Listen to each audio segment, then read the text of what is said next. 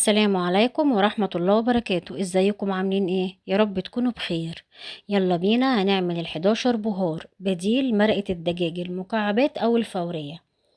بديلها هي الاتنين بالظبط، الطعم واحد واحلى كمان، هتعجبكم ان شاء الله. يلا بينا نشوف المقادير.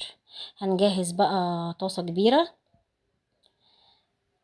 هنبتدي بقى بكوباية كزبرة حصى، نص كوباية كمون حصى، نص كوباية كبابة صيني، نص كوباية فلفل اسود، ربع كوباية حبهان، ربع كوباية قرنفل،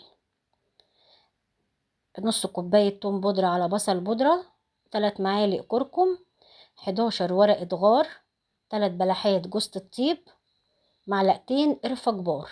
وهكتب لكم المقادير في اول كومنت ان شاء الله.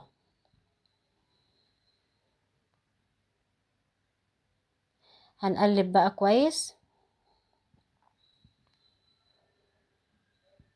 هنقلب على النار حوالي 3 دقايق يعني.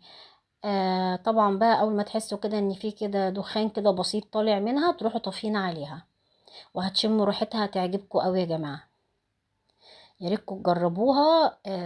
استخداماتها كتير جدا في جميع الاكلات. طبعا شوربه لسان عصفور، ملوخيه، خضار، اي نوع خضار، للمحشي، لتتبيله الفراخ، لتتبيله الستريبس، لتتبيله البانيه. ما هي بديل مرقه الدجاج يا جماعه.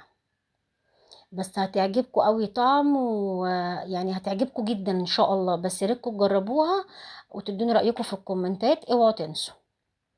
طبعا بقى لما بردت خالص ورفعناها من على النار بعد 3 دقايق، هنطحنها في المطحنه زي ما انتم شايفين. اطحنيها نعميها خالص يعني. بس طبعا بقى احنا عارفين يعني ما نشغلش المطحنه دايرك على طول، لا يعني اطفي وشغلي، اطفي وشغلي. طبعا بقى بعد ما نخلص الكميه كلها يا جماعه، هنحطها في برطمان محكم الغلق، وبتتحط عادي بره زي اي نوع بهار عندك يعني.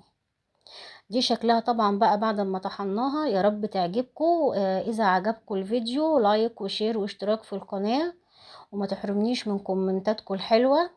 والسلام عليكم ورحمة الله.